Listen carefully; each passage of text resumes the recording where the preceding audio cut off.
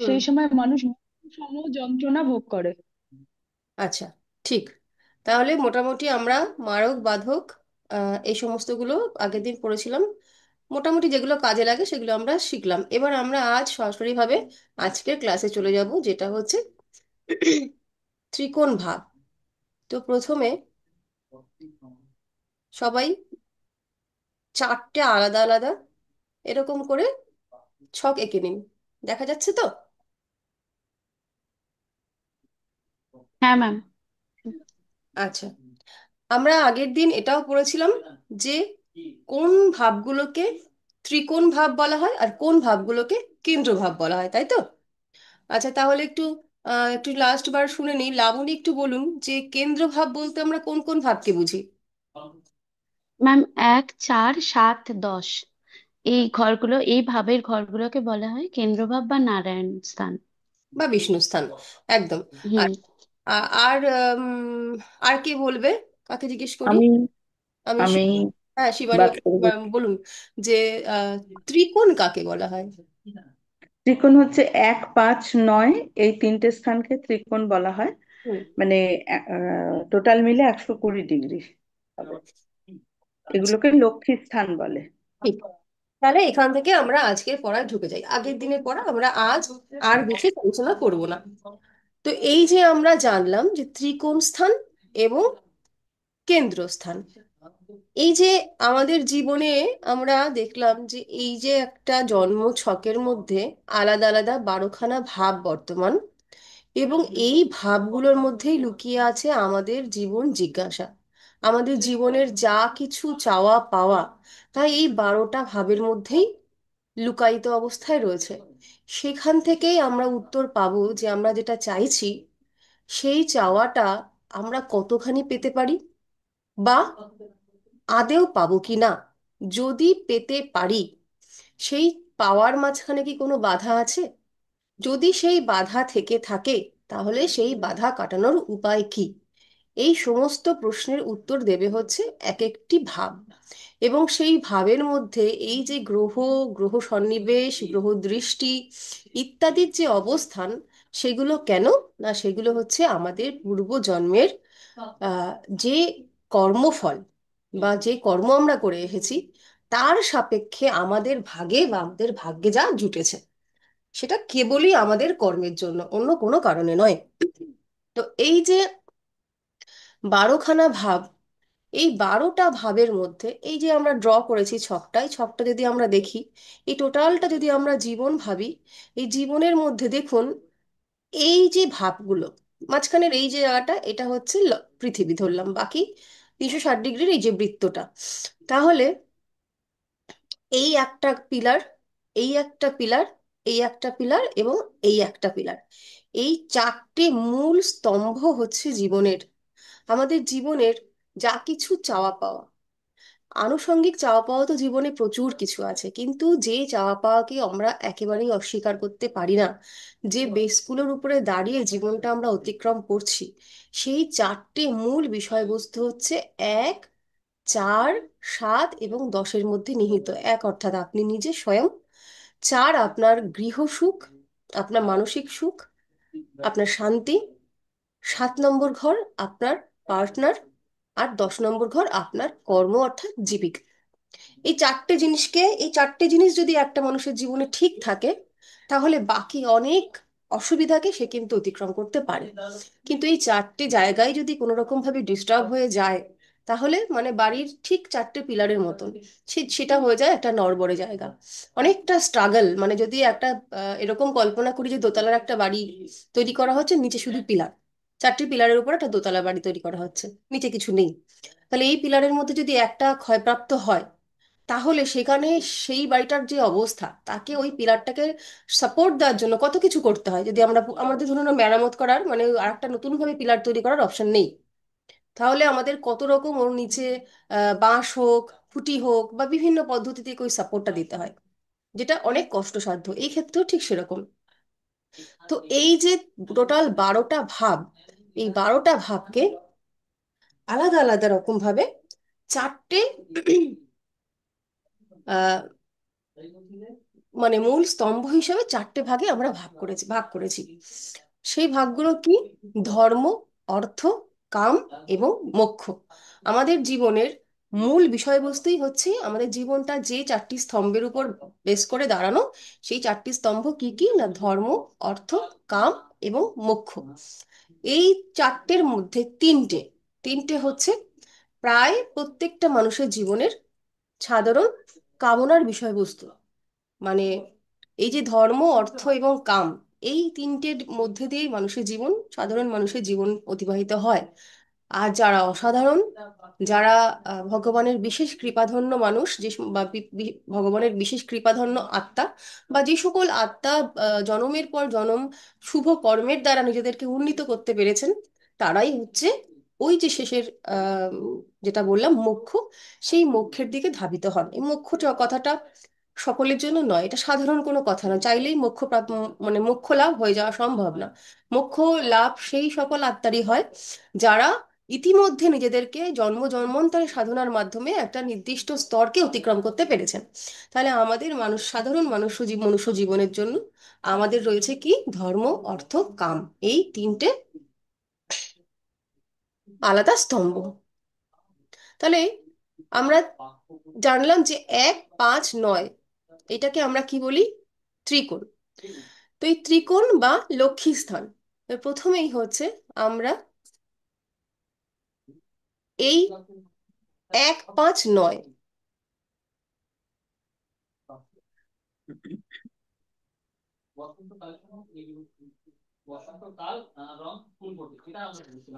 1 নম্বর ভাব থেকে 5 নম্বর ভাব, 5 নম্বর ভাব থেকে 9 নম্বর ভাব, 9 নম্বর ভাব থেকে পুনরায় চলে গেল 1 নম্বর ভাব। এই যে ত্রিকোণ 1, 5 এবং 9, যে কোনো জন্ম চার্টের, এবার আপনারা লেখা শুরু করুন, যে কোনো জন্ম চার্টের লগ্ন সাপেক্ষে লগ্ন ভাব, পঞ্চম ভাব এবং নবম ভাব, এই তিনটে ভাবকে কাল্পনিক রেখা দ্বারা যদি আমরা ড্র করি, আঁকি, তাহলে একটা ত্রিকোণের সৃষ্টি হচ্ছে। এই 1, 5 এবং 9, এই যে ত্রিকোণটি আমরা পাচ্ছি, একে বলা হয় ধর্ম ত্রিকোণ। আমাদের জীবনের ম্যাম একবার রিপিট করুন প্লিজ। হুম, যে কোনো লগ্ন চার্টে লগ্ন, পঞ্চম এবং নবম ভাবকে যদি আমরা কাল্পনিক রেখা দিয়ে অঙ্কন করি, তাহলে যে কোণটির উৎপন্ন হচ্ছে তাকে বলা হয় ধর্ম ত্রিকোণ।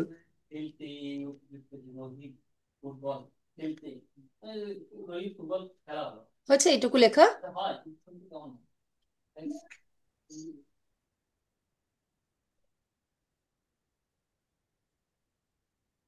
হচ্ছে এটুকু লেখা হচ্ছে? হ্যাঁ। হ্যাঁ আচ্ছা, ম্যাম। এই যে ধর্ম ত্রিকোণ দেখো, 1 নম্বর ঘর, 1 নম্বর ঘর অর্থাৎ আপনি স্বয়ং, আপনি নিজে। 5 নম্বর ঘর থেকে আমরা কি বিচার করি? পূর্ব পুণ্য ভাব, পূর্বজন্ম। আর 9 নম্বর ঘর থেকে বিচার করি আমাদের ধর্মের। ধর্ম অর্থাৎ আপনার কর্ম, আপনার জন্ম, বা আপনি যেটাকে অতিবাহিত করছেন, যেটাকে নিয়ে আপনি জন্মগ্রহণ হচ্ছেন, তাকে তার নির্বাহ করাটা বা তার ধারণ করাটাই হচ্ছে আপনার ধর্ম। ধর্ম, এই যে ধর্ম এবং আধ্যাত্মিকতাবাদ দুটো কিন্তু আলাদা বিষয়বস্তু, আমরা আগেও জেনেছি। এই যে ধর্ম, একজন মানুষ কতটা ধার্মিক হবেন বা তার পরম্পরাকে সে কতটা আহ, বয়ে নিয়ে যেতে পারবেন, তার মধ্যে ধার্মিক মনোভাব থাকবে কিনা, সেই মানুষটা মন্ত্র, যেমন পঞ্চম ভাব থেকে আমরা কি জানলাম? পঞ্চম ভাব থেকে আমরা জানি মন্ত্রতন্ত্র, মন্ত্র, তন্ত্র নয় মানে মন্ত্র। তাহলে সেই মানুষটা মন্ত্র ইত্যাদিতে মানে আকর্ষিত হবে কিনা বা তার মনোভাব থাকবে কিনা, ধর্মের প্রতি তার মনোভাব থাকবে কিনা, সে ধর্মস্থান অর্থাৎ তীর্থস্থানের প্রতি আগ্রহী হবে কিনা, সে তার ধর্মকে, স্বধর্মকে সে মানে আরো আহ, এগিয়ে নিয়ে যাবে কিনা, অর্থাৎ একজন মানুষ পরিপূর্ণভাবে ধার্মিক, ধর্মের প্রতি উৎসর্গ প্রাণ কি সেটা হবে, কি সেটা হবে না, সেই উত্তরটা আমাদের দেয় হচ্ছে এই ধর্ম ত্রিকোণ। অর্থাৎ যদি লগ্নপতি বা লগ্নভাব, পঞ্চমপতি বা পঞ্চম ভাব, নবমপতি বা নবম ভাব যদি উচ্চস্থ হয়, স্বক্ষেত্রী হয়, মিত্রক্ষেত্রী হয়, বা একে অন্যের সঙ্গে গ্রহের যে 4 রকম সম্পর্ক আপনারা শিখেছেন সেই 4 রকম সম্পর্কের কোনো একটি তৈরি করে, অথবা দ্বিতীয় এবং একাদশ ভাবে অবস্থান করে, তাহলে এই ব্যক্তির ধর্ম ত্রিকোণ শুভ। আবার বলবো, হ্যাঁ ম্যাম, মিত্র ভাবের পরে কি বললেন?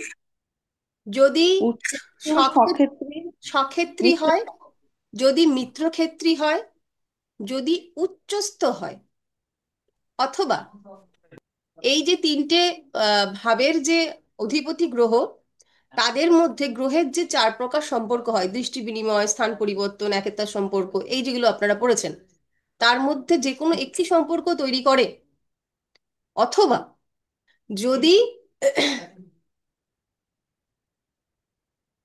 দ্বিতীয় ভাব এবং একাদশ ভাব এই ভাবগুলোতে অধিষ্ঠান করে, অবস্থিত হয়, তাহলে এই ব্যক্তির ধর্ম ত্রিকোণ শুভ ফল দেবে, বা এই ব্যক্তি একজন ধার্মিক মানুষ হবে, বা সে ধর্ম ধর্মের মাধ্যমে নিজের যা কিছু প্রাপ্তি, অর্থাৎ পঞ্চম ঘর, নবম ঘর এবং লগ্ন ভাব, এই সমস্ত ঘর থেকে যে শুভ প্রাপ্তি হয়, সেই শুভ প্রাপ্তি তার জীবনে ঘটবে।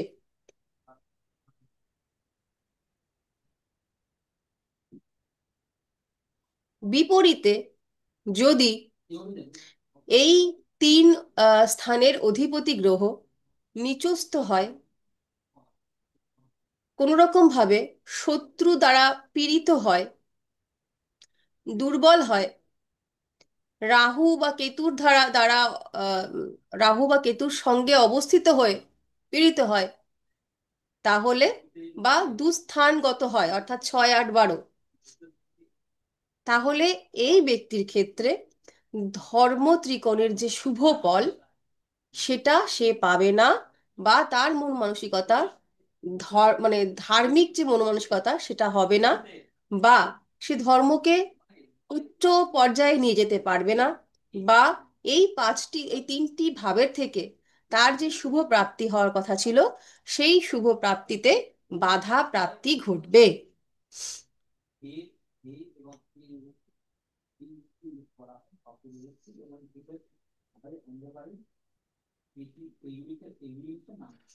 ঠিক আছে, এই পর্যন্ত লেখা? ম্যাম একটু আস্তে আস্তে বলবেন। হ্যাঁ ম্যাডাম। আচ্ছা, ঠিক তার আনমিউট আছে, এত আওয়াজ আসছে। যদি আর কারোর আনমিউট থাকে একটু মিউট করে দেবেন সবাই। তাহলে আমরা ধর্ম ত্রিকোণটা পড়লাম। হুম। আচ্ছা, এইবার একজন মানুষ জন্মগ্রহণ করলো, জন্মগ্রহণ করার পরেই তার যেটা প্রথম ছিল সেটা হচ্ছে তার ধর্ম, সে কি ধারণ করবে, এটা গেল তার জীবন জন্মগ্রহণের পরেই। এইবার এই মানুষটার জীবনে চলে আসলো অর্থের প্রয়োজনীয়তা। সে অর্থ যদি, তার জীবনে অর্থ যদি না থাকে, তাহলে পৃথিবীতে কোনো রকম ভাবেই সে বর্তমান থেকে শুরু করে, অতীত থেকে শুরু করে এবং আগামী কালেও অর্থের প্রয়োজন মানে অপরিহার্য। যারা বলে জীবনে অর্থের প্রয়োজন নেই, তারা ওই কেতুবৎ। কিন্তু দেখুন হিসাব করে, আপনি যদি আহ প্রাণ ভরে ঈশ্বরের সেবাও করতে চান, সেক্ষেত্রেও অর্থের প্রয়োজন। একটা ফুলের মালা দেবেন, বর্তমানে সকলের বাড়িতে ফুলের গাছ থাকে না, যে ফুল নিজে চাষ করে সেখান থেকে তুলে মালা গেঁথে ভগবানের চরণে অর্পণ করবে, তো একটা ফুল কিনতে গেলেও তার একটা মূল্য হয়। একটা ভগবানকে দুটো মিষ্টি কিনে দিতে গেলেও তার একটা মূল্য দরকার হয়। একটা ফল কিনতে গেলে মূল্যের প্রয়োজনীয়তা। শুধুমাত্র জীবনযাপন যদি বাদ দিই, যে আমার জীবনের কিচ্ছু লাগবে না, শুধু আমি ভগবান সেবা করব, জপ তপ বাদে যদি তার যে নিত্য সেবা করি, সেই নিত্য সেবা করতে গিয়েও অর্থের প্রয়োজন। তো অর্থ জীবনে ভীষণ পরিমাণ, মানে ভীষণ আহ পরিমাণে আর কি অনস্বীকার্য। যারা বা মনে করে যে জীবনে অর্থ না থাকলেও সুখে থাকা যায়, সেটা একটা বড় সড়ো জিজ্ঞাসাচিহ্নের কাছে গিয়ে দাঁড়ায়। বর্তমান সময় বা বিশেষ একটা সময় তার এই কথাটা মনে হয় ঠিকই, কিন্তু সেই বিশেষ সময়টি অতিক্রান্ত হয়ে গেলেই দেখা যায় যে সেটা কত বড় একটা ভুল কথা ছিল। তো সেই রকম একটা মানুষের জন্মগ্রহণের পরেই যেটা প্রধান হয়ে দাঁড়ায় সেটা হচ্ছে তার জীবনে অর্থপ্রাপ্তি, অর্থাৎ অর্থ ত্রিকোণ। সেই অর্থ ত্রিকোণটা কি?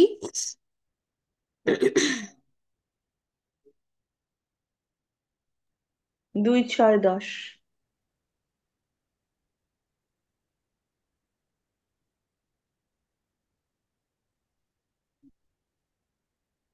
এই যে 2, 6 এবং 10, 2 নম্বর ঘর থেকে এই যে 2, 2, 6, 10 এরা কেন অর্থকোণ আমরা দেখি। এমনিতেই যখন আমরা আরেকটু ডিটেলে পড়বো তখন দেখবো প্রত্যেকটা ধাপ থেকেই কিছু না কিছু উপায়ে অর্থ ইনকাম হয়। কিন্তু মূলত আমাদের জীবনে আহ, যে 3টি ঘর সরাসরিভাবে অর্থ অর্থের সঙ্গে কানেক্টেড, তারা হচ্ছে কারা? তারা হচ্ছে 2 নম্বর ঘর। এটা আমরা প্রথমেই জানি, এটা সঞ্চয় মানে আয়ের ঘর। এই ঘর থেকে আমরা আহ, প্রতিদিনকার যে ইনকাম সেটা আমরা বিবেচনা করে থাকি। সম্পদের ঘর, অলংকারের ঘর, এই ঘর থেকে আমরা ইনকামটা পাচ্ছি, অর্থ পাচ্ছি।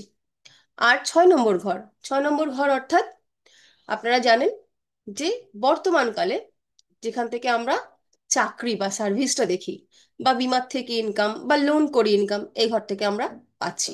আর কি? 10ম ঘর, যেটা সরাসরিভাবে কর্ম, সেই কর্মটা যে কোনো জীবিকা হতে পারে। ওই আগের দিন প্রশ্ন করেছিল বোধহয় কেউ একজন, যে 10ম ঘর থেকে আহ চাকরি দেখবো কিনা। তো 10ম ঘর অর্থাৎ যে কোনো রকমের কর্ম, অর্থাৎ কর্ম করলেই আপনার দশমের যে দ্বিতীয় ভাব অর্থাৎ একাদশ ঘর, সেই ঘর থেকে প্রাপ্তি। অর্থাৎ 10ম ঘর, দ্বিতীয় ঘর এবং 6 নম্বর ঘর, এই ঘরগুলোকে একত্রে আমরা যদি এই কাল্পনিক রেখা দ্বারা অঙ্কিত করি, তাহলে যে ত্রিকোণটি তৈরি হবে সেটাকে আমরা বলবো অর্থ ত্রিকোণ।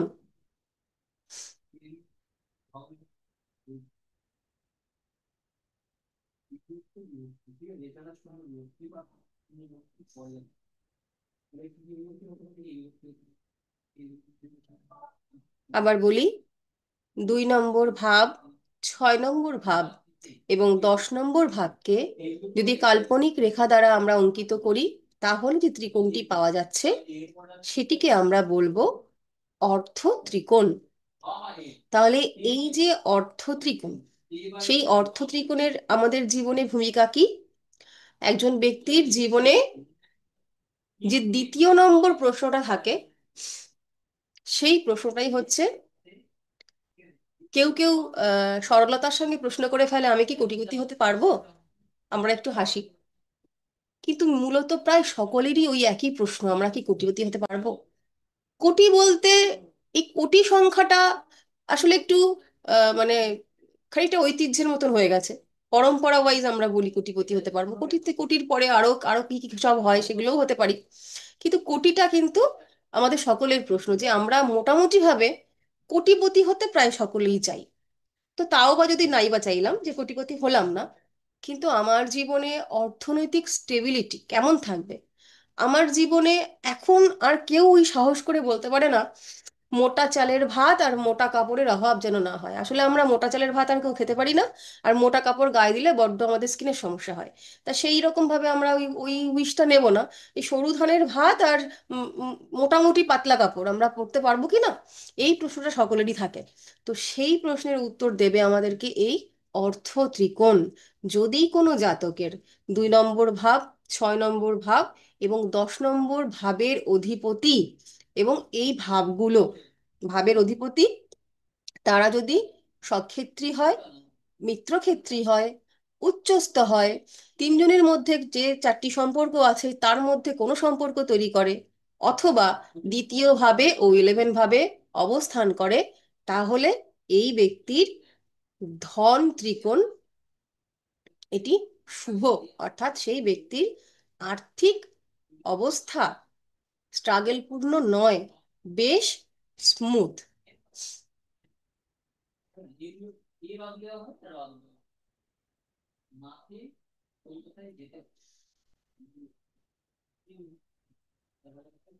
এটা কি হয়েছে লেখা?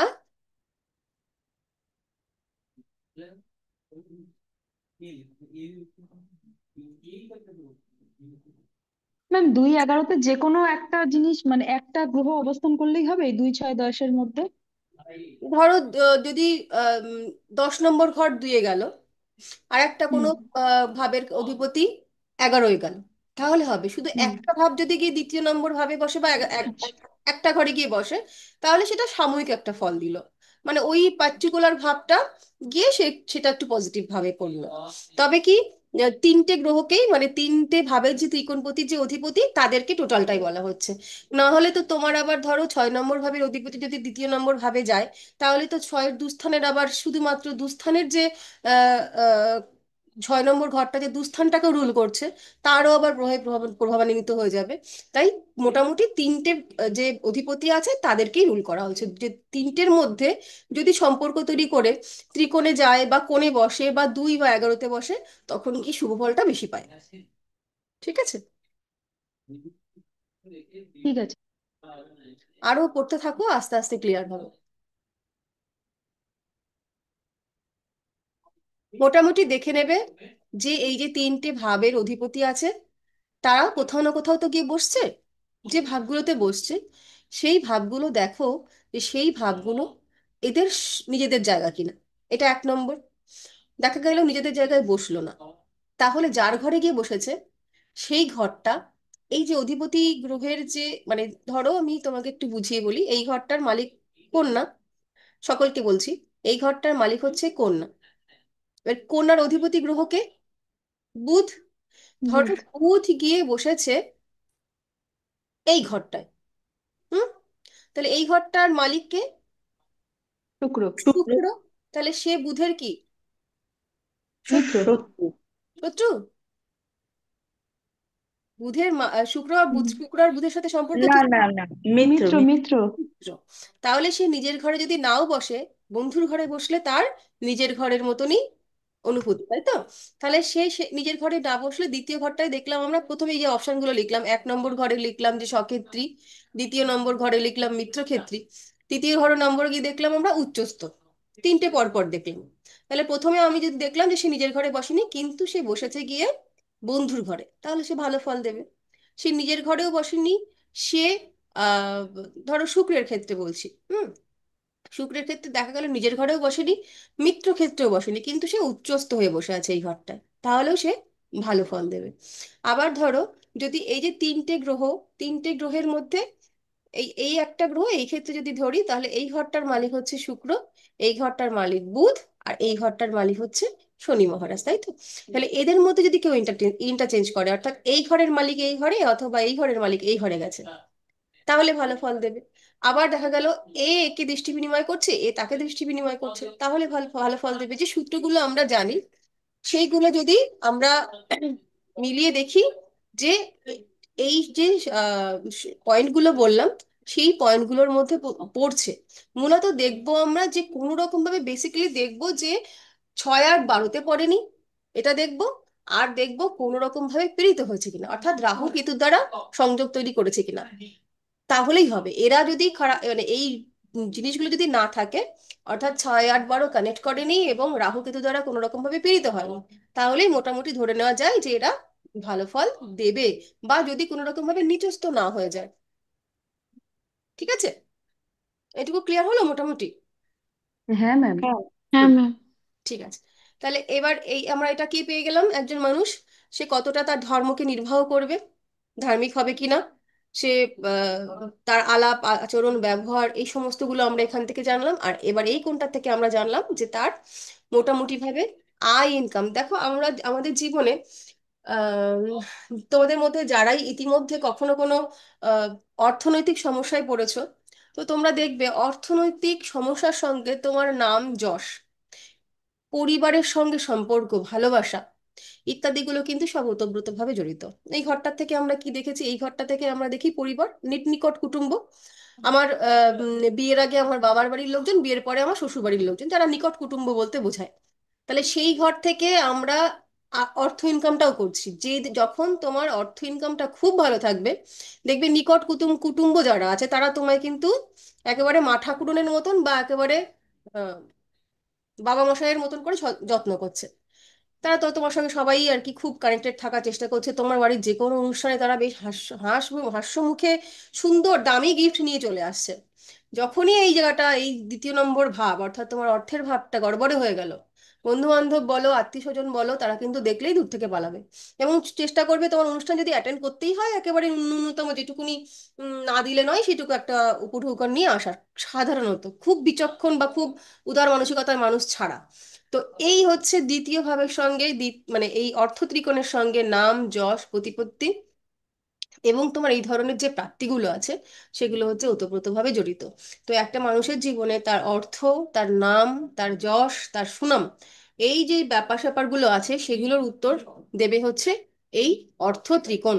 তো একজন মানুষ এলো আসলে পরেই তার যখনই প্রশ্ন থাকবে যে আমার অর্থনৈতিক স্ট্যাটাস কেমন হবে জীবনে, বর্তমান সেই সময়কার দশা অন্তদশা তো দেখবই, তার সঙ্গে কিন্তু আমাদের দেখে নিতে হবে এই অর্থ ত্রিকোণটা, সেই যে মানুষটা এসেছে আমাদের কাছে তার লগ্ন সাপেক্ষে 2, 6, 10-এর পজিশনটা কেমন আছে, এই নির্দিষ্ট ভাব এবং নির্দিষ্ট ভাবপতি এরা কোনো রকম ভাবে অ্যাফ্লিক্টেড হয়েছে কিনা।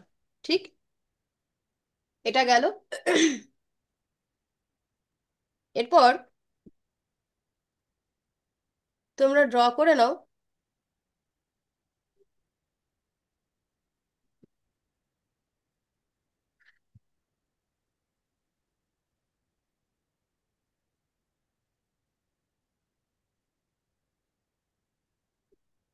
অর্থ ত্রিকোণ গেল।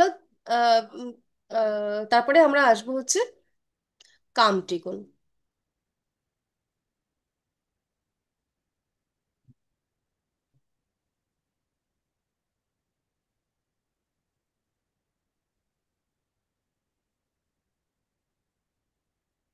কাম কথার অর্থ হচ্ছে কামনা, যা কিছু আমাদের জীবনে কামনার, অর্থাৎ যেখান থেকে প্রাপ্তির ইচ্ছে আমাদের জীবনে তৈরি হয়, সেই সমস্ত কামনাকে রুল করে কারা?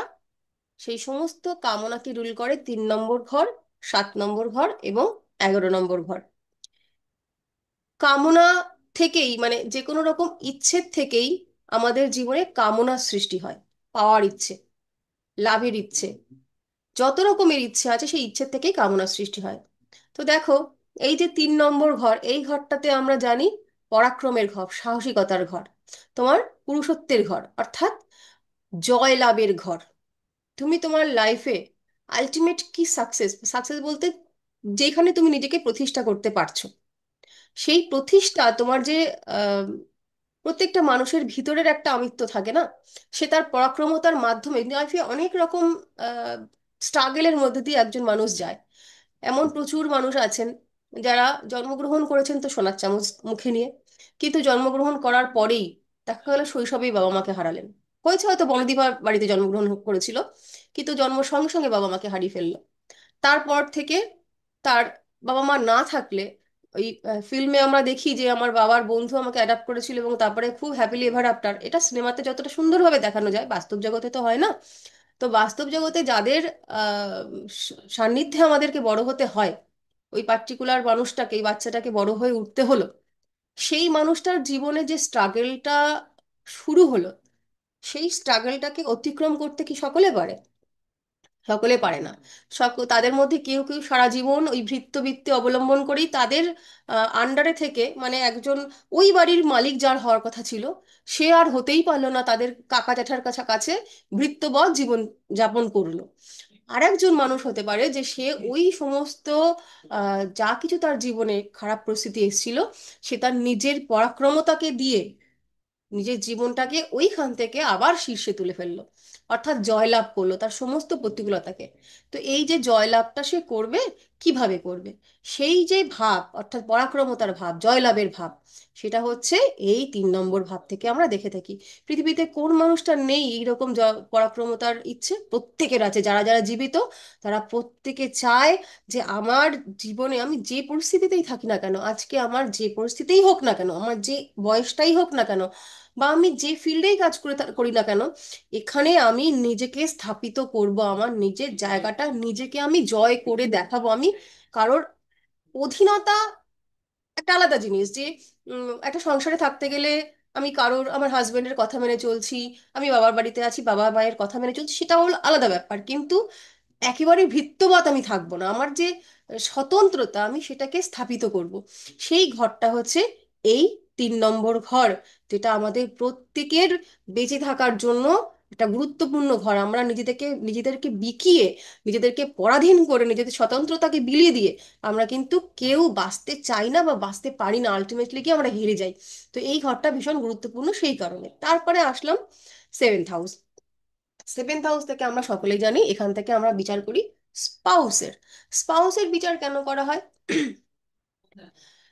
শাস্ত্র বলছে বংশ আহ, বিস্তারের জন্য আহ, পারস্পরিক মিলনের আহ, উৎপত্তি। সে হবে, হয়তো সেটাই হবে। কিন্তু একটা নির্দিষ্ট বয়সের পর যখনই একটা মানুষের দুটো আলাদা মানে ভিন্ন লিঙ্গের দুটো মানুষের মধ্যে তাদের হরমোনাল চেঞ্জেস শুরু হয়, তখনই তো শুরু হয় একজন অন্য লিঙ্গের প্রতি আকর্ষণ। সেটা যদি আমাদের সমাজ বিবাহটাকে বেঁধে না দিত, যেমন পুরাকাল থেকে যখন আদিম যুগ ছিল, যখন যেমন একে অন্যকে বেছে নিত, এখন যদি বিবাহ সম্পর্কটা না থাকতো তাহলে সেটা সেই রকম ভাবেই বেছে নিত। অর্থাৎ একটা সঙ্গী খোঁজার উদ্যোগ।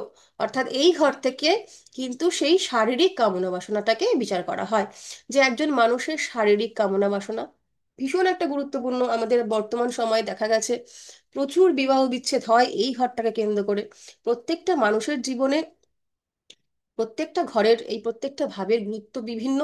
প্রত্যেকটা মানুষের এই ঘরটাকে নিয়ে, এই যখন বললাম যে একটা মানুষের যৌন কামনা বা শারীরিক সুখ স্বাচ্ছন্দ্যটাকে নিয়ে অনেক সমস্যা তৈরি হয়, সেটা নিয়ে নাক সিটকানোর কিচ্ছু নেই। মানে অনেকেই এটা দিয়ে বলবে, এই মা এইরকম কারণেও হয় নাকি, এটা আমরা সাধু সাজার জন্য বলি বটে। কিন্তু অবশ্যই এই ঘরটা ভীষণ গুরুত্বপূর্ণ। একজন মানুষ কামনা বাসনার জন্য যে সঙ্গীটিকে বেছে নিয়েছেন, সেই মানুষটা যদি সেই মানুষটার কাছ থেকে, উল্টো দিকে মানুষটার কাছ থেকে সেই সমপরিমাণ সুখ স্বাচ্ছন্দ্য না পান, তাহলে অবশ্যই তার জীবন, মানে জীবনের জাগতিক যে সুখ, সেই সুখটা কিন্তু বাধাপ্রাপ্ত হবেই। কথা আছে, যদি কিনা একটা মানুষের এই ঘরটার, এই যে কামনা বাসনার ঘরটা তৃপ্ত হয়, তাহলে কিন্তু তাদের পরিবারের যে সুখ, সেই সুখটা কিন্তু অটল থাকেই। এবার এখানেই প্রশ্ন আসবে, মানসিক সুখটা ম্যাটার করে না? মানসিক সুখের সঙ্গে এই যে কামনা বাসনাটা একেবারেই ওতপ্রোতভাবে জড়িত। যদি এই দুটো মানুষ, আপনি এবং আপনার স্পাউস, একে অন্যের সঙ্গে মানসিকভাবে কোনো রকম ভাবে জুড়ে নাই, মানে একে অন্যের সঙ্গে মনের সঙ্গে জুড়ছেন না, আছেন, তাদের কখনোই কামনা বাসনার সম্পর্ক আহ সমৃদ্ধ হতে পারে না। তারা একে অন্যের প্রতি কর্তব্য করতে পারে, কিন্তু সেখানে কোনো রকম সুখ থাকবে না। তাহলে এই ঘরটা এবং এই ঘরটার মধ্যে মানসিক শান্তির ঘর বা মানসিক যোগের ঘর পুরোপুরিভাবে বর্তমান। তাহলে এই ঘরটাকে আমরা দেখছি সেই কামনা বাসনা। এবং এই ঘরটা থেকে কেবলমাত্র যে কামনা বাসনা তা কিন্তু নয়, এই ঘরটা থেকে আমরা দেখেছি এক্স্যাক্টলি আমার উল্টো দিকের যে মানুষটা, মানে এখন আমি আপনাদের সবার উল্টো দিকের মানুষ। তাহলে আমি এই মুহূর্তে আপনাদের সকলেরই 7th হাউস। আপনারা কিছু না কিছু এক্সপেক্ট করছেন আমার কাছ থেকে, কিছু নতুন শেখবার, কিছু নতুন জানার। এখানে যতগুলো মানুষ আছে তাদের কি প্রত্যেকেরই চাওয়া একই রকম? না, প্রত্যেকে কিছু শিখতে চাইছেন, কিন্তু শেখার ভ্যারিয়াসটা বিভিন্ন রকম।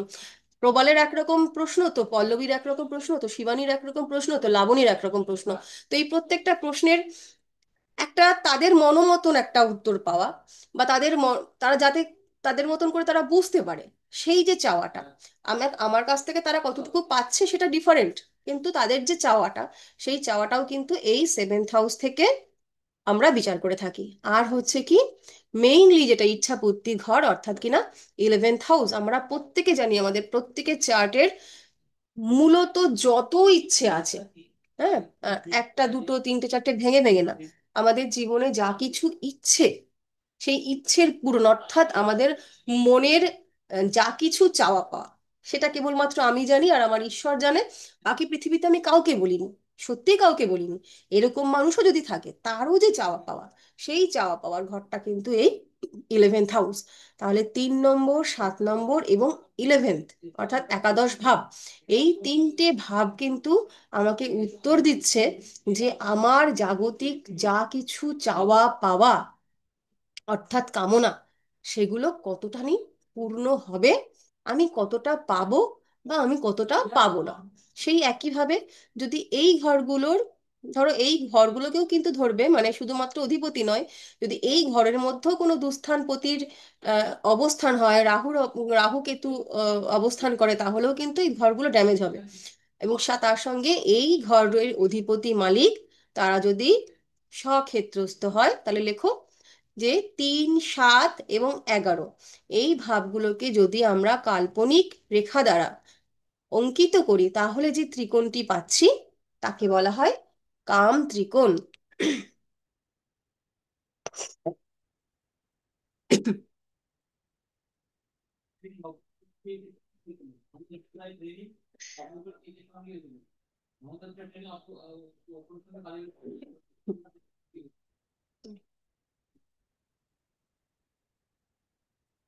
কামনা বাসনা পূর্ণ হবে কিনা সেটা দেখতে গেলে দেখতে হবে যে এই 3টি ভাবের অধিপতি গ্রহ স্বক্ষেত্রস্থ। 1 নম্বরে লিখবো স্বক্ষেত্রস্থ, 2 নম্বরে লিখবো মিত্র ক্ষেত্রস্থ, 3 নম্বরে লিখবো উচ্চস্থ, 4 নম্বরে লিখবো তিনজনের মধ্যে কোনো রকম সম্পর্ক তৈরি হয়েছে কিনা। ব্র্যাকেটে লিখে রেখো গ্রহদের 4 রকম সম্পর্ক। বা তারপরে লেখো যে কেন্দ্রে বা ত্রিকোণে অবস্থান করছে কিনা।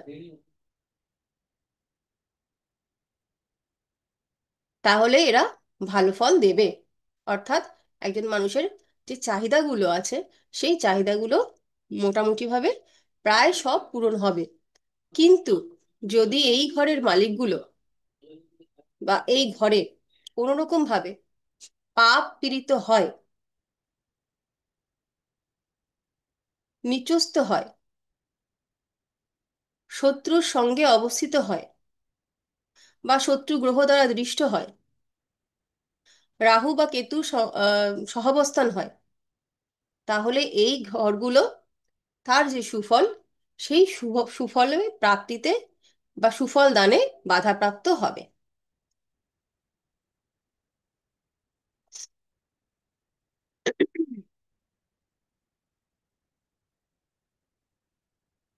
আজকে রাতে মোটামুটি সকলের চার্ট, নিজেদের চার্ট আমি জানি যে প্রায় সকলেরই জানা আছে।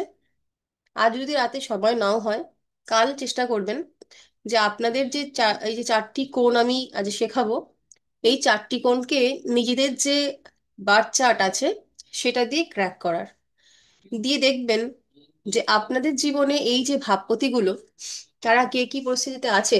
এবং সেই মানে যখন আপনি নিজেকে দিয়ে আগে ট্রাই করবেন, তখন আপনি কনফার্ম হয়ে যাবেন যে হ্যাঁ, বিষয়টা তো ঠিক সেই রকমই, আমার অর্থ ত্রিকোণটা ঘেটে গেছে। ফলে আমার টাকার যে ফ্লোটা যতটুকুনি থাকার কথা সেটা আমার থাকে না, আমি মাঝে মাঝেই বিপদে পড়ে যাই। বা আমার এই যে কাম ত্রিকোণটা ঘেটে গেছে, ফলে আমার যে চাওয়ার জিনিসপত্রগুলো যা আমি চাই সব কেমন যেন হতে হতে আর হয় না, একটুর জন্য বেঁধে যায়, একটুর জন্য আমি পাই না। আবার আমার কোনো কিছু প্রাপ্তির জন্য আমাকে অনেক স্ট্রাগল করতে হয়, অনেক কষ্ট করে তবে গিয়ে আমি কিছু পাই। এইগুলো কিন্তু আপনার এই চার্ট থেকে আপনি নিজের লাইফটাকেও খুঁজে বার করতে পারবেন যে কেন এই যে অর্থ ত্রিকোণ, আমি মানুষটা ধার্মিক নই কেন, আমার কেন ঠাকুর দেবতার প্রতি উম, কোনো রকম ভাবে, মানে আমি সবকিছুর মধ্যে একটা কিন্তু খুঁজে পাই বা কিন্তু খোঁজার চেষ্টা করি। হুম।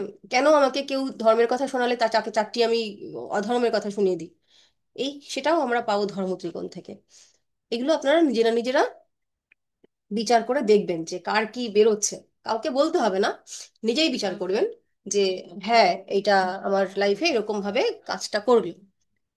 তাহলে 3টে ত্রিকোণ আমাদের হয়ে গেল: অর্থ, ধর্ম, অর্থ এবং কাম।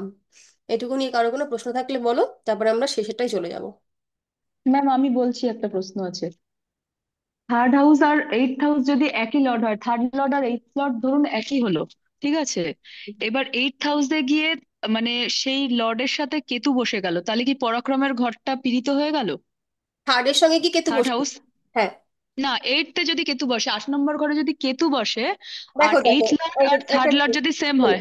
শোনো শোনো, আমরা এইখানে প্রত্যেকটা এই যে এতগুলো রাশি, দুটো ঘর ছাড়া প্রত্যেকটা ঘরই, বাকি প্রত্যেকটা ঘরই এক একটা গ্রহ দুটো করে রাশি রুল করছে, তাই তো? হুম। তিন হুম। নম্বর 8 নম্বর একটা গ্রহ রুল করছে। আমরা কিন্তু 8 নম্বরকে এই ত্রিকোণের মধ্যে নেব না, কারণ 8 নম্বর ঘর তো আমাদের কি ইচ্ছে, আমাদের এই কোনো রকম কামনা বাসনার ঘর নয়। হতেই আচ্ছা। পারে একই জন রুল করছে। ধরো তুমি একজন ব্যক্তি, না তুমি নও, ধরো রামশ্যাম যদুমধু একজন ব্যক্তি। হুম। সে হচ্ছে দিনের বেলায় এটা হচ্ছে বিদেশে দেখতে পাওয়া যায় খুব বেশি, আমাদের এখানে কম, যে দিনের বেলায় সে একজন পুলিশ ইন্সপেক্টর। দিনের বেলায় সে ভালো ডিউটিটা করে, রাতের বেলায় এসে নর্দমা সাফ করে। হুম। তাহলে কি তুমি রাতের হুম। বেলায় পুলিশ ইন্সপেক্টরের সম্মান তাকে দেবে, নাকি দিনের বেলায় তাকে ওই নর্দমা সাফাইয়ের দৃষ্টি দিয়ে তাকে দেখবে? সে দুটো জায়গায় কিন্তু দুই রকম ভাবে রোলটা প্লে করছে। হুম। তো এই ক্ষেত্রে হুম। আমরা শুধু ত্রিকোণ, এই যে ত্রিকোণটা আঁকলাম, কি আমাদের প্রথম কথাই কি ছিল? 3 নম্বর ঘর, 7 নম্বর ঘর এবং 11 নম্বর ঘরকে আমরা কাল্পনিক রেখা দ্বারা একটা ত্রিকোণ সৃষ্টি করছি। এখানে শুধু 3 নম্বর ঘরটাকেই দেখবো, 8 নম্বর ঘরটাকে নয়। যদি 8 নম্বরের সাথে কেতু কানেক্ট করে সেটা 8 নম্বরের সমস্যা, এখানে 3 নম্বরের কোনো সম্পর্ক নেই। কিন্তু এবার 3 নম্বরে অধিপতি, যেহেতু যদি 3 নম্বরে অধিপতি গিয়ে 8-এ বসে, বোঝো, তিন হুম। নম্বর 3 নম্বরে অধিপতি গিয়ে 8-এ বসলো এবং সেখানে কেতু কেতু যুক্ত হয়ে গেল, তাহলে 3 নম্বরের ঘরটা কিন্তু ড্যামেজ হয়ে গেল। আর তিনের গ্রহ যদি ম্যাম নাইনতে গিয়ে বসে তাহলে তো ড্যামেজ হবে না? না, 9-তে গিয়ে বসলে সেটা তো শুভ শুভ ঘরে পড়ে যাচ্ছে। এবার তারপরে দেখতে আচ্ছা। হবে যে ওই যে নাইনথের গিয়ে বসলো, সেই নাইনথের ঘরটা 3-এর শত্রু ক্ষেত্র না মিত্র ক্ষেত্র, সেটাও আবার দেখে নিতে হবে। হুম। ঠিক ঠিক। তবে এখানে থ্যাংক ইউ একটা, ম্যাম। এখানে একটা তোমার সমতত্ত্বের একটা বিষয় আছে, এটা তোমরা লিখে নাও। মজার বিষয় হচ্ছে যখনই যে ত্রিকোণ নিয়ে আমরা কাজ করব, দেখবে, ধরো প্রথমে আমরা ধর্ম ত্রিকোণ নিয়ে কাজ করলাম, প্রত্যেকেই সমতত্ত্বের হবে। অর্থাৎ 1, 5, 9 এরা সবাই সমতত্ত্বের। যদি এটা অগ্নি হয় তো পরেরটাও 5ও অগ্নি, আবার 9ও অগ্নি। আবার যখন আমরা অর্থ ত্রিকোণ নিয়ে কাজ করছি, তারাও আবার সমতত্ত্বের হবে। যদি এ পৃথ্বী হয় তো এও পৃথ্বী, তো এও পৃথ্বী। আবার ধরো আমরা যখন আহ, উম, কাম ত্রিকোণ নিয়ে কাজ করছি, তারাও কিন্তু তিনজনেই সমতত্ত্বের হয়। প্রত্যেকটা যে কোণ, প্রত্যেকটা কোণের যে তত্ত্ব, বাকি প্রত্যেকটা রাশিও সেই সমতত্ত্বেরই হয়। ঠিক আছে? ক্লিয়ার হয়েছে সকলের? হ্যাঁ ম্যাম, হয়েছে। বেশ, এবার আমরা সর্বশেষ যে ঘট আহ, সর্বশেষ যে ত্রিকোণটা সেটা হচ্ছে আমরা আঁকবো, সেটা হচ্ছে মোক্ষ ত্রিকোণ। সেই মোক্ষ ত্রিকোণটা কি কি? 4, 8, 12। 8 আর 12। তাহলে 4 নম্বর ভাব, 8 নম্বর ভাব এবং 12 নম্বর ভাব, এই তিনটে ঘরকে যদি আমরা কাল্পনিক রেখা দিয়ে ড্র করি, তাহলে যে কোণটি আমরা পাবো সেটাকে বলা হচ্ছে মোক্ষ ত্রিকোণ। এবার আমি আগেই বলেছি, মুখ্য ত্রিকোণ, মোক্ষ ত্রিকোণটা কিন্তু সকলের জন্য নয়। এটি সেই সকল আত্মার জন্য যারা অলরেডি তাদের নিজেদের আত্মাকে অনেকটা উন্নীত করে ফেলেছেন। দেখো, আমরা প্রত্যেকে যারা আমাদের জীবনে আছি, এইখানে যারা যারা আছি প্রত্যেকেই বলবো, প্রত্যেকেই বিভিন্ন রকম জরা ব্যাধি, শোক, তাপ এর মধ্যে দিয়ে জীবন অতিবাহিত করছি। প্রত্যেকেই, কেউ বলতে পারবে না যে আমি ভীষণ হ্যাপি, জন্ম থেকে এখনো পর্যন্ত আমার কোনো কষ্ট হয়নি। এটা হয় না, কারণ আমাদের জন্ম জন্মান্তর ভাগ মানে এই যে রোল করে করে আমরা আসছি, আমাদের যে কর্মের ফল, কর্মের যে বাঁধন, সেই বাঁধন থেকে তো আমরা নিজেদেরকে ছাড়াতে পারছি না। যে মায়া, এই সমস্ত জগৎটাই তো মায়ার।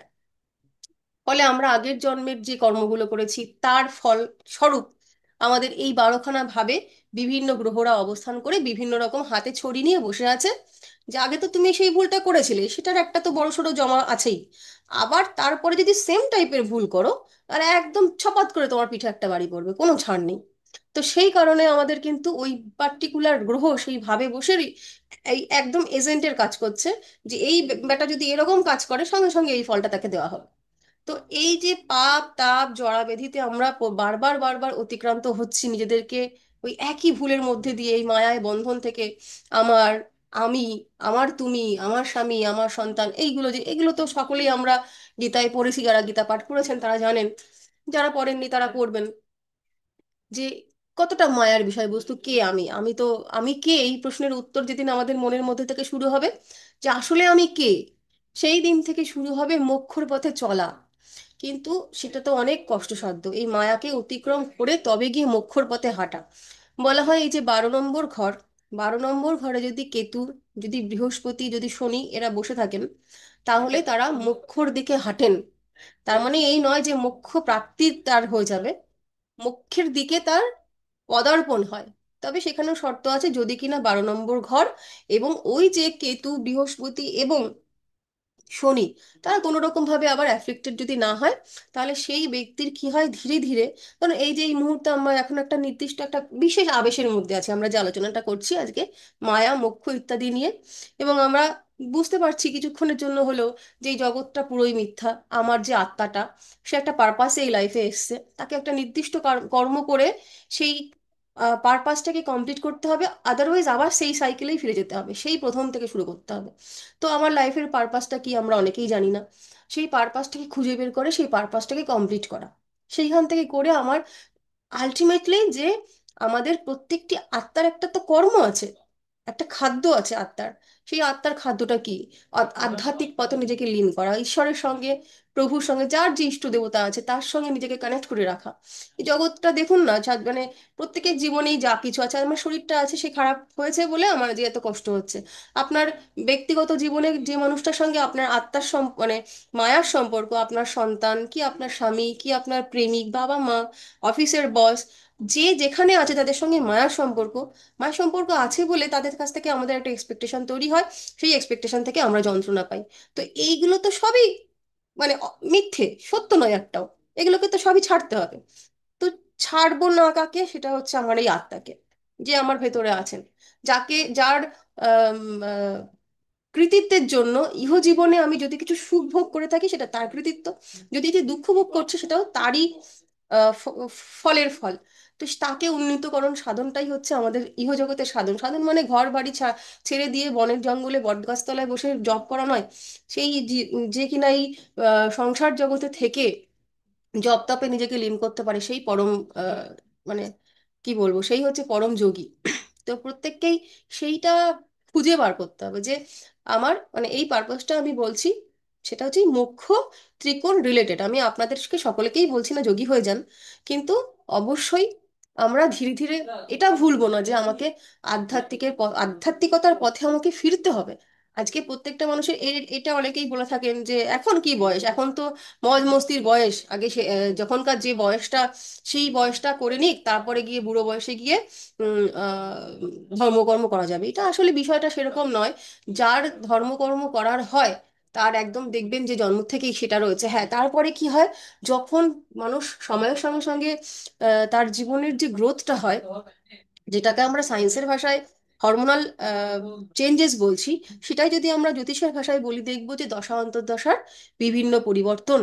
যদি কিনা কোনো মানুষের জীবনে মঙ্গলের দশা চলে আসে, যদি কোনো ব্যক্তির জীবনে শুক্রের দশা চলে আসে, যদি কোনো ব্যক্তির জীবনে রাহুর দশা চলে আসে, তাহলে সেই যে দশা রিলেটেড বিষয়বস্তু, মানে শুক্র যখন আসবে তার মধ্যে প্রেম, কাম, লালসা ইত্যাদি বাড়বে। হুম, তার মধ্যে ওই যেগুলো পাওয়ার দরকার আছে, ধরুন ওই একটা শুক্রের পজিটিভ শুক্র দশায় আসলো এবং একটা মানুষ চরমভাবে একটা ভালোবাসায় আবদ্ধ হলো, এবং সেটা যতই বাহ্যিক লোকের কাছে সেটা ঠিক নয়, বেঠিক ইত্যাদি অনেক যুক্তি তারা দেখাবে, কিন্তু সেই মুহূর্তে তার কাছে ওই প্রেমিক ধ্যান, প্রেমিকা জ্ঞান, প্রেমিক চিন্তামণি ইত্যাদি টাইপের জীবন বাইরে কিছু সে ভাবতে পারবে না, এবং সেটা করতে গিয়ে সে হয়তো একদম চরম মায়ায় আসক্ত হয়ে গেল, গিয়ে তার জীবনটা একদম, যে মানুষটা যে ছোটবেলায় হয়তো জন্মগ্রহণ করার পর থেকে প্রতিদিন ভগবানের আরাধনা করতো, ছোট্ট একটা বাচ্চা সেও গিয়ে হয়তো প্রতিদিন মহাদেবের মাথায় গিয়ে জল দিচ্ছে, এরকম দেখবেন আপনারা বাড়িতে, কিন্তু সেই মানুষটা একদম আদ্যপান্ত চেঞ্জ হয়ে গেল যখন রাহুর দশা আসলো।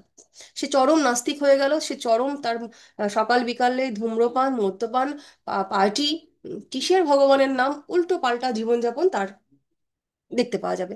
এবার এই যে দশা অন্তর্দশার প্রভাব সেটা তো মানুষের জীবনে থাকে, কিন্তু যদি আমরা সেই সময়ে সঠিক পথটা খুঁজে পাই, যেটা আমাদের জ্যোতিষীদের প্রধান কাজ, যে সঠিক সময়ে সঠিক উপদেশটা দেওয়া যে এই সময়ে এই যে জিনিসপত্রগুলো আপনার ঘটছে সেটা একটা সময়ের ফের, এই সময়টা কেটে গেলেই আপনি আবার নিজে সেই হারিয়ে যাওয়া মানুষটাকে ফিরে পাবেন, অতএব এই কর্মগুলো নয়, এই কর্মগুলো আপনার জন্য করণীয়। সেই প্রভাবটা তো থাকবেই। তো এই যে মায়ার প্রভাবে পড়ে গিয়ে আমরা লাইফটাকে গোল গোল গোল গোল ঘুরছি এবং আমাদের সেই সঠিক যেখানে আমাদের যাওয়ার কথা সেই জায়গাতে আমরা যাচ্ছি না, এই যখনই রাহুর দশা চলবে আহ তখন কখনোই ভালো লাগবে না যে কোনো ধর্মীয় অনুষ্ঠানে গিয়ে আমি বসি। তখন মনে হবে কি যে না, আমি একটু যদি পার্টি জয়েন করতে পারতাম, দু পেগ দারু আহ, সালটে দিলে উফ লাইফটা ঝিঙ্গালালা। এটা রাহুর কথা। কিন্তু যখনই বৃহস্পতির দশা আসবে তখনই মনে হবে যে না, সব বেকার, এ সমস্ত বেকার। তখন মনে হবে কোথায় একটু জ্ঞানের সন্ধান পাই, কোথায় গিয়ে একটুখানি ধর্ম কথা জানতে পারি, কোথায় একটু মহান ব্যক্তিত্বের সান্নিধ্য সান্নিধ্য পাই। এই যে দুটো মানুষেরই, দেখুন বৃহস্পতি এবং রাহু যখন আপনারা দশা পড়বেন তখন জানতে পারবেন যে রাহুর দশা শেষ হয়ে গেলেই বৃহস্পতির দশা শুরু হয় প্রত্যেকের জীবনে। তো এই যে রাহুর দশা 18 বছর থাকে, হ্যাঁ, আর বৃহস্পতির দশা থাকে 16 বছর। তাহলে এই যে রাহুর দশায় একটা মানুষ চরম বিশৃঙ্খল, চরম অসভ্য, চরম অশালীন, তার জীবনে নিয়ম কানুন কিচ্ছু নেই, সমস্ত কিছুকে ভেঙে চুরে অতিক্রম করে যাবে, তার কাছে সেটা যে ভাবছে সেটাই হচ্ছে চরম সত্য, এরকম একটা মানসিকতার মানুষ। ধরুন আপনার সঙ্গে তার পরিচয় হয়েছে বিগত 10 বছর আগে, আর তার রাহুর দশা শুরু হয়েছে উম আপনার সঙ্গে পরিচয় হওয়ার আরো 3 বছর আগে। তাহলে আপনি লাস্ট 10 বছর ধরে তাকে কি দেখছেন? সে চূড়ান্ত একজন বিশৃঙ্খল একটা মানুষ, এইভাবেই আপনি তাকে চিনেছেন। তার আগেও তার জীবন ছিল, তখন আপনি তাকে চেনেন না। তাহলে এই 10 বছর ধরে দেখলেন একটা চরম বিশৃঙ্খল মানুষ, তার আগে 2 বছর আগে তার রাহুর দশা শুরু হয়েছে, তাহলে 12 বছর, আরো 6 বছর রাহুর দশা চললো। তা আপনি পরবর্তী 6 বছরও দেখলেন যে সেই মানুষটা সেই রকম বিশৃঙ্খলই রয়ে গেছে। কিন্তু যখনই রাহুর দশা শেষ হয়ে গেল এবং বৃহস্পতি দশা শুরু হলো, যদি বৃহস্পতি সেই ব্যক্তির ক্ষেত্রে কোনো রকম দুস্থানপতি না হয়, তাহলে আপনিই দেখবেন যে এই বিশৃঙ্খল মানুষটা, এই চরম আহ উদ্দামে জীবনযাপন করা মানুষটা হঠাৎ করে কিরকম চেঞ্জ হয়ে গেল। সে আস্তে আস্তে আস্তে আস্তে তার ওই লাইফটাকে থেকে সে ছেড়ে বেরিয়ে আসলো। আগে কিনা সে তাকে বললে সে একাই হয়তো একটা বোতল শেষ করে দিতে পারতো, তখন তাকে এখন একটা গ্লাসে চুমুক দেওয়ানো যায় না। সে চরম ধার্মিক। দশা অন্তর্দশা চেঞ্জ করে দিল। তো এই যে দশা অন্তর্দশা চেঞ্জ করে দিল, এই যে আমি যেটা বলতে চাইছিলাম যে মায়ার থেকে ধীরে ধীরে তাকে মুখ্যের পথে নিয়ে যাওয়া। এই চতুর্থ ভাবটাকে আমরা কি জানি? চতুর্থ ভাব থেকে আমরা জানি গৃহ শান্তির ঘর, গৃহ এবং শান্তির ঘর, সুখস্থান এটা। তো মানুষের জীবনে সব থেকে বড় প্রাপ্তির জায়গাটা, মানে চাহিদার জায়গায় হচ্ছে সুখ, একটু সুখ, একটু শান্তি। এই ঘরটাকে বিচার করা হয়। তো সেই সুখের ঘর, সুখের ঘরের পরেই আসছে 8 নম্বর ঘর, অর্থাৎ মৃত্যুর ঘর। এই ঘরটাকেই মানে আমাদের যাবতীয় চাওয়া, মানে পার্থিব চাওয়া শুরু হয় কিন্তু আমাদের এই ঘরকে কেন্দ্র করেই। আপনার যদি একটা ঘর না থাকে, ঘর বলতে যে ঘরটা আপনি বসবাস করেন আর কি, পরিবার নিয়ে ইমিডিয়েট ফ্যামিলি, সেই ঘরটাই যদি না থাকে, আপনার যদি কাছের কোনো মানুষ না থাকে, আপনার যদি বসবাসযোগ্য একটা গৃহ না থাকে, তাহলে কিন্তু আপনার বাকি যে চাহিদা সে সবগুলোই কিন্তু কিরম অমিট হয়ে যায়। এই ঘরটাকে কেন্দ্র করেই আমাদের সমস্ত চাহিদা শুরু হয়েছিল, সেটা এই ঘরটা সুখের ঘর। তারপরে হচ্ছে এই ঘরটা হচ্ছে আমরা জানি নিধন ভাব, অর্থাৎ মৃত্যুর ঘর। এই মৃত্যুর পরে গিয়ে চলে যাচ্ছে এই ঘরটা মুখ্যের ঘর। অর্থাৎ যদি আমরা বিচার করি, দেখবেন যে কথাগুলো একটু আগেই যে আহ, যারা বস্তুবাদ তারা বলেন যে ভোগ কমপ্লিট না হলে ত্যাগ আসে না, কথাটা অতীব সত্য। যারা কারোর প্ররোচনায় পড়ে, মানে আমি একজন মানুষ একটা ফ্ল্যাটে, একটা একটা অ্যাপার্টমেন্টে বাস করছি, সেখানে সবাই বৈষ্ণব, কেউ হচ্ছে মাছ মাংস খান না। এটা আমি বাংলাদেশে গিয়ে দেখেছিলাম, আমি একটা বাংলাদেশে গিয়ে এরকম একটা অ্যাপার্টমেন্ট দেখেছিলাম যেখানে পুরো কলোনিটা জুড়ে সবাই হচ্ছে বৈষ্ণব, কেন কি তার আশেপাশে সবাই বৈষ্ণব। এবং সেই কলোনিটাতে সকলেরই একই রকমের জীবনযাত্রা করতে তারা বাধ্য। কিন্তু এমন নয় যে তারা সেটা মন থেকে করছে। তো সেই রকম ভাবে করা, উপরে উপরে আমাকে আমাকে ভক্ত বানিয়ে দিল, কিন্তু ভিতর থেকে আমার তীব্র এখনো চাহিদা রয়ে গেছে সেই সকল জিনিসগুলোকে পাওয়ার, যেটাকে আমরা ছেড়ে এসেছি, সেইটা নয়। সেই জন্য যতক্ষণ পর্যন্ত আপনার ভোগ কমপ্লিট না হচ্ছে, আমাদের মধ্যে ইতিমধ্যে যাদের এই গ্রুপের মধ্যে দেখবেন যাদের 35 ঊর্ধ্ব বছর বয়স হয়ে গেছে, তারা ইতিমধ্যে জীবনে বহুবার বিরিয়ানি খেয়ে ফেলেছি। মনে করুন আমরা যখন 11-12-এ পড়তাম তখন, বা আমরা যখন কলেজে পড়তাম, তখন বিরিয়ানির প্রতি যে লোভটা ছিল, গন্ধ শুকলেই মনে হতো আরো এক হাঁড়ি খেয়ে ফেলবো। আজকে আর সেটা আছে? নেই, কারণ রিপিটেশন আমাদেরকে সেই আকাঙ্ক্ষার জায়গাটাকে নষ্ট করে দিয়েছে। তো সেই রকম ভাবে ভোগ যখন রিপিটেডলি হতে থাকে, যে কোনো ভোগ তার প্রথমের দিকে যখন না পাওয়ার থেকে পাওয়ার ঘরে সেটা পৌঁছায়, তখন যে সুখটা তার থাকে, আস্তে আস্তে কিন্তু সেই সুখটা ভোঁতা হতে থাকে, এবং সেইখান থেকে প্রথমে ভোগ, সেই ভোগের থেকে আসে ত্যাগ। না থাক, আজ আর লাগবে না। এই ত্যাগ, এবং এই ত্যাগটা করতে করতে যখন ত্যাগে মানুষ অভ্যস্ত হয়ে যায়, সেই ত্যাগের থেকে জন্ম নেয় কিন্তু তিতিক্ষা। তাহলে প্রথমে ভোগ, ভোগের থেকে ত্যাগ, ত্যাগের থেকে তিতিক্ষা, এবং তারপরেই আসে কিন্তু চরম বৈরাগ্য। এবং যতক্ষণ পর্যন্ত এই বৈরাগ্য মানে বাই হার্ট, মানে বাই সোল না আসছে, ততক্ষণ পর্যন্ত কিন্তু একটা মানুষ মোক্ষের পথে হাঁটতে পারে না। ততক্ষণ পর্যন্ত কিন্তু এই আবর্তনে ঘুরবে। এবার হ্যাঁ, বিশেষ আহ কোনো একটা অসুবিধায় পড়ে, মানে দুবার তিনবার চারবার প্রেমে ছাকা খেয়েছি, এবং পাঁচবারের থেকে আমি গান গাইছি আজ থেকে আর ভালোবাসার নাম নেব না আমি, সেটা অন্য বিষয়, সেটা নয়। এটা একদম অন্তর থেকে আর কি, ভিতর থেকে আসবে যে না আর চাই না, সত্যিই চাই না। সেই সেই চাওয়াটাতে স্টে করে যেতে হবে, মানে জীবনের মৃত্যু পর্যন্ত তার ওই চাই না বিষয়টাতে স্টে করে যেতে হবে, তবেই কি সেই পার্টিকুলার জিনিসটার থেকে তার মায়া মুক্তি ঘটলো।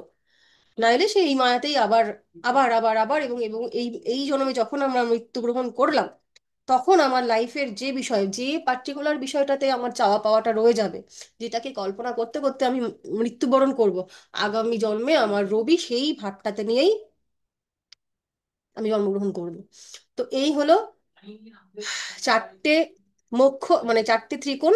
তো এই যে মুখ্য ত্রিকোণ, অর্থাৎ 4, 8, 12, এই ত্রিকোণ, এই ভাবগুলোর যদি ভাবপতি সে স্বক্ষেত্রস্থ, মিত্রক্ষেত্রস্থ, উচ্চস্থ ভাবে এই ত্রিকোণে বা কেন্দ্রে বসে, এবং কোনো রকম ভাবে যদি সে পাপড়িত বা নিচস্থ বা নাশস্থানে না বসে, তাহলে এই মানুষটা তার জীবনটাকে মোক্ষের দিকে অতিক্রম করবে, বা মোক্ষের দিকে সে ধাবিত হবে। অর্থাৎ সে তার এই এই জীবনের যা কিছু মায়া বন্ধন, সেগুলো কাটিয়ে নিয়ে সে লাইফটাকে আরো উন্নীত করতে পারবে।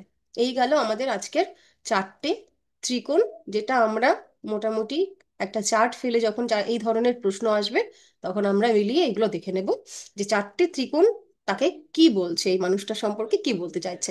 তারপরে পার্টিকুলার প্রশ্নের পার্টিকুলার উত্তর আমরা খুঁজবো। কারোর কোনো প্রশ্ন আছে? হ্যাঁ ম্যাম। হ্যাঁ ম্যাম। বলুন। বলছি ম্যাম, দ্বিতীয় পতি সপ্তমে, হুম। মানে তিনটে ধরুন, মানে আপনার অর্থ ত্রিকোণের ক্ষেত্রে দ্বিতীয়, ষষ্ঠ, দশম, হুম। দ্বিতীয় পতি, ম্যাম তিনটে গ্রহকেই কি সেম জায়গায়, মানে তিনটেকে কি সেম জায়গায় বসতে হবে নাকি ম্যাম? না, তিনটের তিনটে গ্রহ ক্ষেত্রে আমরা দেখব, অন্য অন্য জায়গায়। তিনটের তো আলাদা আলাদা অধিপতি। তিনটের হুম। ক্ষেত্রে আমরা দেখব, ধরুন এই চারটার ক্ষেত্রে, এই চারটার ক্ষেত্রে আমরা দেখছি এখানে দ্বিতীয় পতিকে শুক্র, তাই তো? দ্বিতীয় হুম। আর 6 নম্বর ঘরের মালিক হচ্ছে বুধ, আর 10 নম্বর হুম। ঘরের মালিক হচ্ছে শনি মহারাজ। এই শনি যে মহারাজ। এই যে অধিপতি গ্রহগুলো, আমাদের দেখতে হবে সে কোথায় বসে আছে। কোথায় বসে আছে?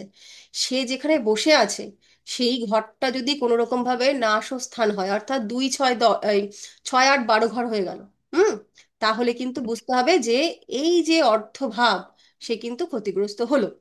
অথবা সে যেখানে বসে আছে তার সঙ্গে তার কোনো শত্রু গ্রহ বসে আছে, তাহলে হুম। ক্ষতিগ্রস্ত হলো। অথবা সে যেখানে বসে আছে কোনো শত্রু গ্রহ দৃষ্টি দিচ্ছে, তাহলে ক্ষতিগ্রস্ত হলো। সে যেখানে বসে আছে তার সঙ্গে রাহু কিংবা কেতু সংযোগ করেছে, তাহলে সে ক্ষতিগ্রস্ত হলো। সেটা যে কোনো, মানে যদি 2 নম্বর ঘরও হয়, 6 নম্বর ভাবের মালিকও হয়, বা যদি 10 নম্বর ভাবের মালিকও যদি হয়, একজনও যদি হয়, হুম। তাহলে এটা কিন্তু টোটাল ত্রিকোণটা ঘেটে গেল। ওকে। তিনজনকেই ভালো জায়গাতে থাকতে হবে। না হলে দুটো কোণ ঠিক আছে, একটা কোণ ভুল আছে, তাহলে কি হবে? যা হওয়ার তাই হবে, ওখান থেকে পচনটা শুরু হবে। আচ্ছা। হ্যাঁ। আর কি প্রশ্ন? তিনটে এই ম্যাম ক্ষেত্রে আমার আছে তিনটেই ভালো, মানে একই ভালো পজিশনে, মানে তিনটে পজিশনেই একদম বসতে পারে এরকম থাকে? ম্যাক্সিমাম ক্ষেত্রে তো থাকাটা সম্ভাবনা কমই তা তুমি কোন, এখন যে জন্মগ্রহণ করেছো কোন যুগে জন্মগ্রহণ করেছো? কোন যুগে মানে? কোন যুগে জন্মগ্রহণ করেছো, এখন যুগটার নাম কি? কলি। তা কলিযুগে আর হয় এর থেকে ভালো কিছু আশা করছো কেন? আরে ম্যাম, আপনি এমন ভাবে প্রশ্ন করলেন, আমি ভাবলাম তো ভুলভাল প্রশ্ন করে ফেলেছি। না, কলিযুগে তো উম, ওটা থাকবেই। কলিযুগে কারোরই জীবন সেই শ্যামসুন্দর হবে না। কাদের হবে? যারা মহান যোগী তাদের চার্ট তুমি দেখবে একরকম, কিন্তু তাদের জীবনযাত্রা আলাদা রকম। তারা নটা গ্রহকেই তারা করায়ত্ত করতে পারে, যেটা আমরা পারি না। আমাদের জীবনের ম্যাম, এরকম কোন এক্সাম্পল আছে আপনার কাছে, মানে যে এক্সাম্পল ম্যাম, চার্চা স্টাডি করার? কলিযুগে কিন্তু অতি সহজেই মোক্ষ লাভ হয় শুধু নাম যজ্ঞের দ্বারা। সেই নাম, ওই যে একটা কথা আছে না, যে একবার নাম, একবার নামে যত পাপ হরে, জীবের কি সাধ্য তত পাপ করে। কিন্তু কত পাপ করে। সেই নাম মানে এই না যে আমি এখন বলে দিলাম হরে কৃষ্ণ কৃষ্ণ কৃষ্ণ হরে হরে, হরে রাম রাম রাম, হয়ে গেল আমার সমস্ত পাপের উদ্ধার। সেই নামটা হ্যাঁ, নামের মতন করে করার লোকটা কোথায়? সেই নিত্যানন্দ, সেই শ্রী সেইটাই চৈতন্যদেব কই? আপনি, সেইটাই। আপনাকে যদি আমি এখন বলি শিবানী, আজকের থেকে 108 বার আপনি ইষ্ট দেবতার জপ করবেন, হ্যাঁ ম্যাম করবো, আমি জানি নিঃসন্দেহে আপনি করবেন। আপনি বসলেন, বসে নিয়ে শুরু করলেন 1 2 3, আমার মেয়েটা কি খেয়েছে ঠিকঠাক, 4 5 6, ওর বিয়েটা কিভাবে দেবো, 7 8 9, বাড়ি আর লোকটা এসে আমাকে কি কি বলবে, 8 9 10, আজকে ক্লাস আছে ম্যাম কি পড়া ধরবে, এই তো জীবন। কোথায় আপনার জব? হুম। আচ্ছা ম্যাম, একটা কথা বলছি, ধরুন কোনো ত্রিকোণের আহ, যেমন ধরে নিচ্ছি যে 1 5 9, নয়েতে রইলো, 1 আর 5-এ কিছু নেই। না না আবার ধরুন 2 6 10, 6-এ আর 10-এ রইলো। না না, ব্যাপারটা হচ্ছে 6 10 রইল নিয়ে কথা না, আমাদের অধিপতি গ্রহকে দেখতে হবে। আচ্ছা আচ্ছা আচ্ছা। ছয় ওকে। দশের আর দুইয়ের যে মালিক গ্রহ, তারা তো কোথাও না কোথাও হুম। বসবে, সেই মালিকটা দেখতে হ্যাঁ হবে। হ্যাঁ হ্যাঁ। সেই ধরুন আচ্ছা সেই আচ্ছা, মালিকগুলো ওকে। ভালো জায়গায় পেয়েছে, মালিকগুলো ভালো হুম জায়গায় পেয়েছে, তারা ভালো জায়গায়, মানে এই যে 2 6 10-এর যে মালিক, তারা গিয়ে দেখা গেল ত্রিকোণে বসেছে বা কেন্দ্র গিয়ে বসেছে, ভালো আছে, বা মিত্র আচ্ছা, ক্ষেত্রে তাতে বসেছে বা হবে। স্বস্থানে বসেছে।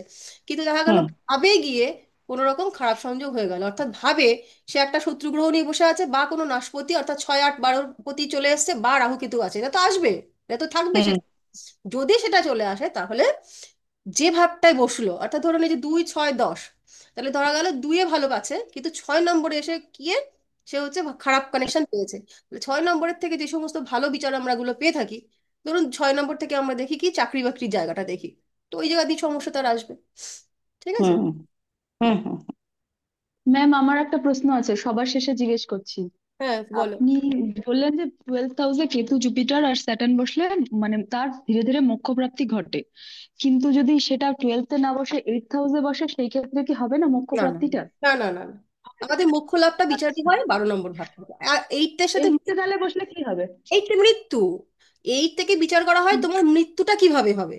তুমি দুর্ঘটনায় মারা যাবে, তোমার শ্বাসরোধ হয়ে মারা যাবে, তুমি হসপিটালে মারা যাবে, বাড়িতে বসে মরবে, মরার সময় তোমার পাশে কেউ থাকবে কিনা, যাবতীয় মৃত্যু সংক্রান্ত প্রশ্নের উত্তর তুমি 8th হাউস থেকে পাবে। কিন্তু আচ্ছা মৃত্যুর পরে গিয়ে মোক্ষ লাভ, সেই মোক্ষ লাভটা হচ্ছে 12 নম্বর ঘর থেকে, তার সঙ্গে 8th-এর সরাসরি কোনো কানেকশন নেই, 8th-এর পর গিয়ে 12। ঠিক আছে? প্রত্যেকটা আচ্ছা। আগেও বলেছি, প্রত্যেকটা ভাবের ভবিষ্যৎ হচ্ছে তার পঞ্চম ভাব। হুম। দেখো আট, হুম। এখানে তুমি এক ধরো, 1 2 3 4 5 হচ্ছে 12, তার কাজ। ভবিষ্যৎ। ঠিক আছে? তাহলে ম্যাম, 8th-এ কেতু থাকলে কি হবে, তাড়াতাড়ি মরে যাবে? কে কোথায়? 8 নম্বরে কেতু থাকলে? না, তা কেন? 8 নম্বরে আচ্ছা। কেতু থাকলে কি হয় যে ওর আহ, উম, ওর 8 থেকে দেখি আমরা গোপনত্ব, এবং কেতু সেই গোপনত্বের কারক, অর্থাৎ এই মানুষটা হচ্ছে সে আধ্যাত্মিক লাইফে বা স্পিরিচুয়াল লাইফে বা এই যে মন্ত্র তন্ত্র জ্যোতিষ এসব বিষয়ে পারদর্শী হবে। Thank you ma'am. ঠিক আছে, এই পর্যন্ত সবাই তো। ম্যাম, একটা প্রশ্ন জাস্ট করবো, যে হ্যাঁ সরি হ্যাঁ হ্যাঁ। করার জন্য। আচ্ছা, এক্সামের সিলেবাসে কি এগুলোও থাকছে? মানে কতদিন পর্যন্ত ক্লাস তো আমাদের রেগুলার চলছে, তো হুম, এক্সামের টাইমে কতটা পর্যন্ত আমাদের ইয়েটা একদম শেষ দিন কনসিডার করা পর্যন্ত। হবে? আচ্ছা একটা জিনিস তোমরা একটু বলো, স্যারের কোনো ক্লাস তোমাদের বাকি আছে পরীক্ষার? কোনো কিছু আছে স্যারের যেটা এখনো পর্যন্ত ক্লিয়ার হয়নি? কোনো একটা চ্যাপ্টার বাকি আছে তোমাদের সবার কাছে? মেবি বাস্তু বা পারমের দুই একটা একটা ক্লাস মনে হয় বাকি আছে, আমি শিওর না ম্যাম।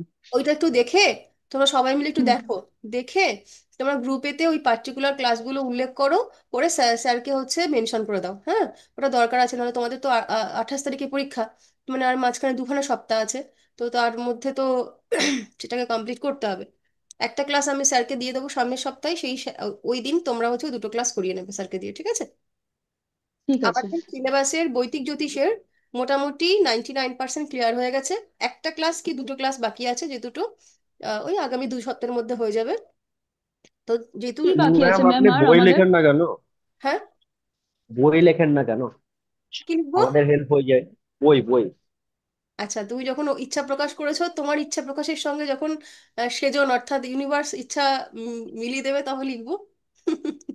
না, এগুলো সিরিয়াসলি নোটস গুলো অনেক সময় স্কিপ হয়ে যায়, ইয়ে হয়। আপনি যদি ব্যাপারগুলো আপনার মানে ম্যাম বই টাইপের থাকে আমাদের সুবিধা হয়। আচ্ছা, আচ্ছা ঠিক আছে, বেশ। সিলেবাসে আর কি বাকি আছে ম্যাম? সিলেবাসে মনে হয় তোমাদের একটা দুটো ক্লাস আছে, উচ্চস্থ নিচস্থ কেন হয় তার ব্যাখ্যা ওটা হয়েছে। তো ও আচ্ছা, কেন না না কোথায় কোথায় হয় সেটা হয়েছে। ওর ব্যাখ্যাটা বাকি আছে, আর একটা কি দেখে নিতে হবে আমাকে একটু একটা দুটো ক্লাসে হয়তো বাকি আছে। ও দুটো হয়ে গেলেই ব্যাস তোমাদের ক্লাস শেষ। তারপরে আমরা অ্যাডভান্সে পৌঁছে যাব সামনের ইয়ারে। কিন্তু আমার তোমাদের কিন্তু সকলের, দু একজন ছাড়া প্রত্যেকের ব্যাপারে কিন্তু আমার একটু সন্দেহ আছে, তোমরা কিন্তু পড়াশোনাটা ঠিকঠাক করে করছো না। 225 বলে একটা ব্যাচ আছে তোমাদের আগের ব্যাচ, যে ব্যাচটা কিন্তু এই এই সময় অর্থাৎ এই 6 মাসের শেষের দিকে অনেক বেশি ম্যাচিওর হয়ে গেছিল নিজেদের চেষ্টায়। কিন্তু তোমাদের মধ্যে অনেকেরই কিন্তু এখনো অনেক কনফিউশন রয়েছে। তো সেইটা একটু চেষ্টা করো নিজেদেরকে কাটিয়ে ওঠার। পরীক্ষাটা কিন্তু ডাজ নট ম্যাটার, পরীক্ষায় কে কত মার্কস পেলে ওটা দিয়ে কিচ্ছু এসে যাবে না। পরীক্ষার পরীক্ষাটাই ব্যাপারটা হচ্ছে কে কতটা বুঝলে, কারণ এটা তো তোমার নিজের ফিল্ড, তোমার ক্লায়েন্টকে স্যাটিসফ্যাকশন দেওয়া, তার কি বুঝলে সেখান থেকে তুমি কতটুকু শিখতে পারলে। পরীক্ষাটা দিয়ে আমরা যে এরপরে হচ্ছে আহ উম, যেমন এই প্রবাল বললো যে ম্যাডাম আপনি বই লিখছেন না কেন, যারা এরকম বই লিখতে চায়, যারা আমার মতন পড়ে পড়াতে চায়, তাদের জন্য পরীক্ষাটা ম্যাটার। কিন্তু যারা ফিল্ডে কাজ করতে চায়, সাধারণ মানুষকে নিয়ে কাজ করতে চায়, তাদের ক্ষেত্রে কিন্তু পরীক্ষাটা নয়, পরীক্ষার মধ্যেকার বিষয়বস্তুটা ক্লিয়ার হওয়া দরকার। এই 6 মাসটাই হচ্ছে তোমাদের মেইন। যাদের বেসিক ক্লিয়ার, তাদের যেন আর ভবিষ্যতে কোনো রকম বাধা তাদেরকে আটকাতে পারবে না, দশা অন্তর্দশা ছাড়া। কিন্তু যাদের বেসিকটা ক্লিয়ার হবে না, তাদেরকে আমি এরপরে হাজারটা সূত্র দেবো, শুধু টুকু সূত্র। জ্যোতিষ কিন্তু পড়ে বসা বোঝার বিষয়বস্তু নয়, যদি তোমাদের এই কনসেপ্ট ক্লিয়ার না হয়, সব কিন্তু মাথার উপর দিয়ে উড়ে চলে যাবে। তো ম্যাম হ্যাঁ, বলছি যে ম্যাম কারোর স্ট্রেংথ অর্থ। আর উইকনেসটা বাকি আছে, স্ট্রেংথ আর উইকনেস।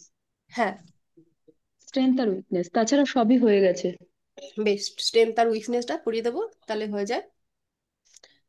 হ্যাঁ ম্যাম, শিল্পী বিশ্বাস। ম্যাম বলছি কারোর যদি অর্থ ত্রিকোণ মানে ড্যামেজ থাকে, যেমন আমার ক্ষেত্রে আছে, আমি এটা খুব ফেস করি।